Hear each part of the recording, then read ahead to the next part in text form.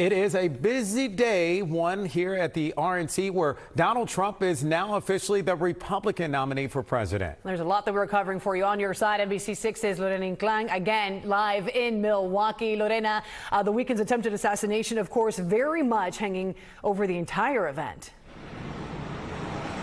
It is certainly top of mind for everyone here for a convention that even before that attempted assassination was already shaping up to be a historic RNC. I spoke with a woman who was sitting behind Trump at the rally on Saturday. She wasn't supposed to be here in Milwaukee, but she says that she felt compelled to make the trip after what she had witnessed.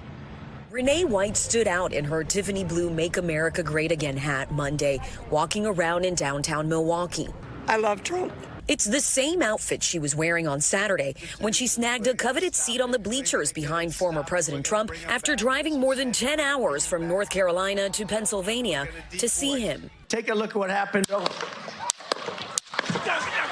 You can see Renee's reaction as those shots rang out. Trump grabbing his ear and ducking. I think I was in shock, and just very tired. So I was just like, what the heck just happened, She hasn't been home in days, but after the harrowing experience, she tells me she just had to be in Milwaukee for the RNC.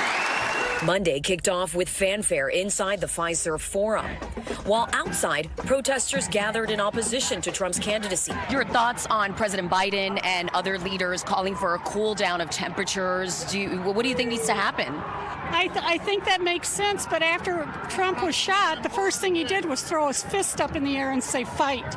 And so, to me, somebody needs to stand up to that guy, too. A heavy law enforcement presence can be seen and felt throughout downtown Milwaukee as hundreds of uniformed officers patrolled the area around the convention on foot, bike, horse, and by air.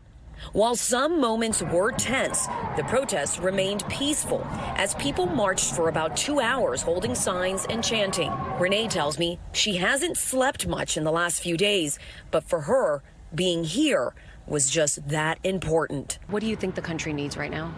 Unity. And I'm hoping the shot that was heard around the world, like when John F. Kennedy was shot, like when 9/11 happened. I'm hoping that'll bring that unity. You could hear the raspiness in her voice there. She tells me that she had to stop at a truck stop to shower. She didn't bring much clothes. She really has no plan.